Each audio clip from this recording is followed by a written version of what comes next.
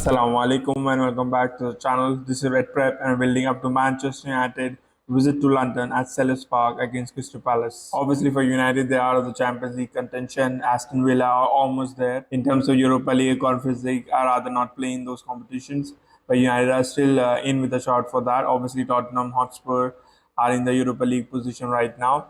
And United have double opportunity, one from the league and as well as the FA Cup final. If they win it, they can also qualify for the Europa League. But it won't be easy. United haven't been playing well. To be honest, they haven't been playing well since the Carabao Cup victory last year. But especially going up against reformed, resurgent Crystal Palace under Glasner, they have been a revelation for over a month or so. They last lost against Manchester City at the Etihad 4-2. But since then, they've picked up victory away at Liverpool and demolished West Ham and also won against Newcastle United. Obviously, their last match was a disappointing 1-1 draw away at Fulham. Fulham was London derby and it's never easy at Craven Cottage. I think they'll just be happy with the performance. They're 14th in the league right now. They've certainly turned the table since the new manager has come in, and especially the way they're playing, the kind of football they're playing. The likes of Mateta, Eze, and OLISE are in great red hot form. Eze had a slight doubt for this match, but he's back in training. It'll be interesting if he comes straight into the match or if they start with someone like Jordan Ayew. Bruno Fernandes is out. Rashford is certainly out of this match. McTominay is also out. And I'm quite certain that we are not going to start with the likes of Amrabat, who should retain that position in defensive midfield. So I think it'll be a tough match for United. I think we could really be put to the sword, like the title of the video suggests. I think if they get their early goals, Crystal Palace have been swashbuckling. They've been high goal scoring. Mateta has been in great form, and especially against the likes of Maguire and Casemiro, if he plays in the centre back position. And with that pernicious lack of pace, I think we could be there for the taking and we could get a hiding against Crystal Palace. Coming to head, obviously, overall, United have a good record at Selhurst Park. They've only lost once, which was a couple of years back, but they haven't won in the last two visits. The last visit was a draw with the last minute Olise super free kick against David De Gea. We won against them 3-0 last season in the Carabao Cup as well as 2-1 in the league when Hughes got Casemiro the red card. But we lost our match this season against them 1-0. So they'll be confident that they can get another result against Manchester United. Obviously under Glasner, they are playing slightly differently. They're playing aggressively, a lot more potent in attacking positions. They're certainly attacking directly.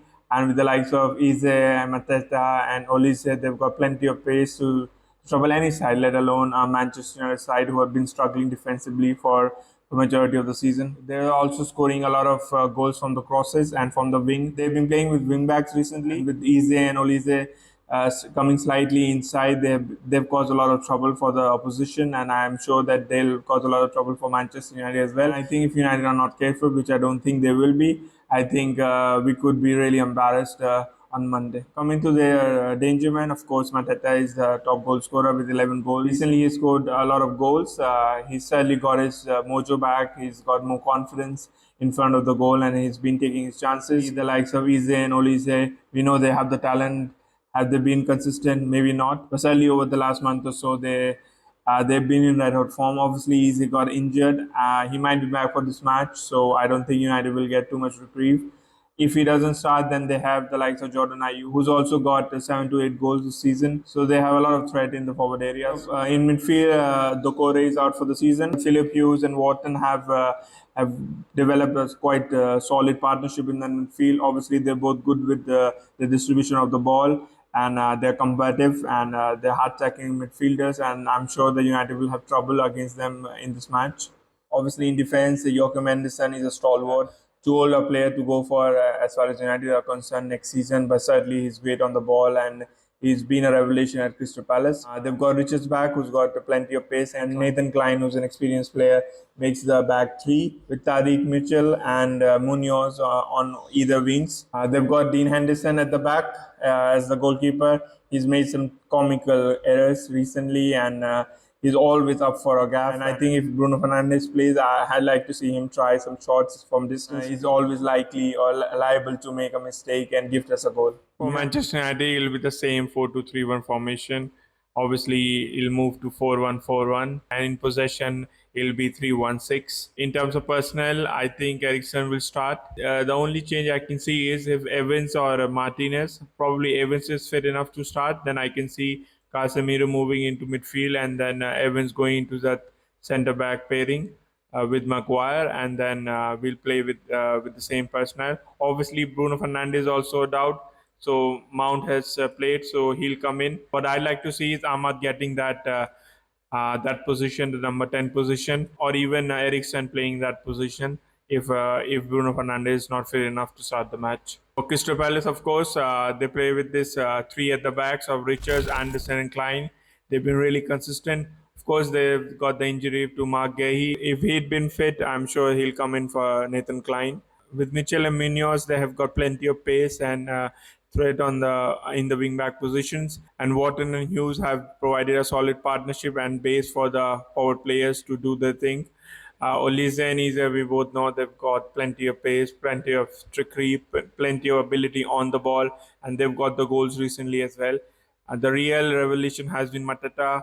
Obviously, he's got the pace, he's got the stature, he's got the ability to hold the ball and link up play. What he has shown this season, particularly the last few months, is clinical precision in terms of finishing, real calmness inside the box because he's got plenty of goals inside the box. Of course, they've got Edouard and Ayew on the bench if replacements are needed, or if Eze or Elise are not deemed fit enough to start. They've also got Schlupp, who scored goals against Manchester United, both at Crystal Palace as well as at Leicester. So I think this will be the formation for both the teams.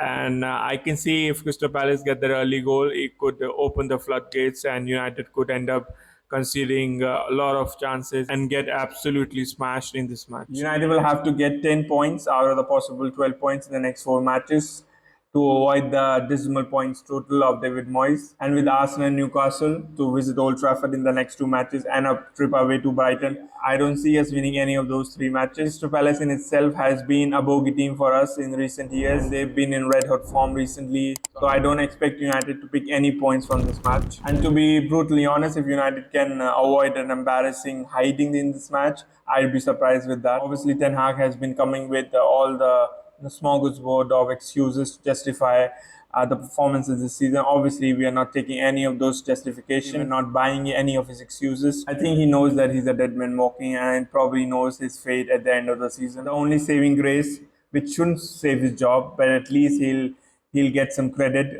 is the FA Cup final if he can redeem himself and the team can redeem itself against Manchester City at Wembley. Anyway, before that, we still have to play 4 times in the league. There's not much to play for. Maybe consolation is getting a spot in the Europa League, but that is how the mighty have fallen. That are the standards right now at this club. Inshallah, we can smash and grab and get a jammy victory at Crystal Palace, and we'll be back dissecting the performance and the result in that match, the dissection episode. Please join us for that. Until then, take care, do good, pray for Palestinians and all the oppressed people all across the globe. Assalamu alaikum.